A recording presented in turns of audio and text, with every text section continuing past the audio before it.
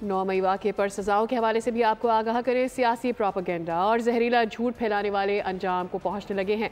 सानिया 9 मई में मुलविस मुजरिमान को सज़ाएँ सुना दी गई हैं। इंटर सर्विसेज पब्लिक रिलेशन के मुताबिक फील्ड जनरल कोर्ट मार्शल ने पहले मरहले में 25 मुजरिमान को सज़ाएँ दी हैं। तर्जुमान के मुताबिक सही मानों में मुकम्मल इंसाफ उस वक्त होगा जब 9 मई के मास्टरमाइंड और मनसूबा साजों को आइन और कानून के मुताबिक सज़ा मिल जाएगी।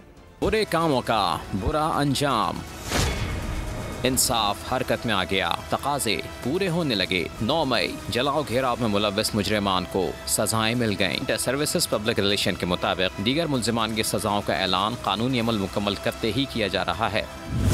9 मई की सजाओं का फैसला कौम के लिए इंसाफ की फराहमी में अहम संग मील है। 9 मई की सजाएं उन लोगों के लिए वाज़ेह पैगाम है जो मफाद परस्तों के हाथों इस्तेहसाल का शिकार हैं। अस्करी तर्जुमान का कहना है कि सियासी प्रोपेगेंडे और जहरीले झूठ का शिकार बनने वाले लोगों के लिए ये सजाएं तंबी हैं कि मुस्तकबिल में कभी कानून को हाथ में न लें। मुताद्दिद मुलजिमान के खिलाफ इंसदाद दहशतगर्दी मुख्तलिफ अदालतों में मुकदमात ज़ेर समात हैं। ISPR के बयान में कहा गया है कि सही मानों में मुकम्मल इंसाफ उस वक्त होगा जब 9 मई के मास्टरमाइंड और मनसूबा साजों को आइन और कानून के मुताबिक सजा होगी।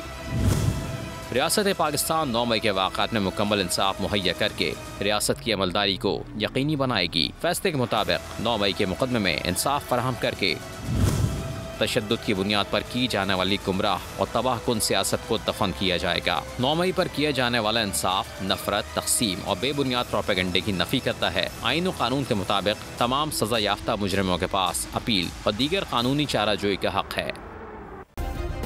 सब्सक्राइब करें और बेल दबाएं ताकि कोई खबर रह न जाए।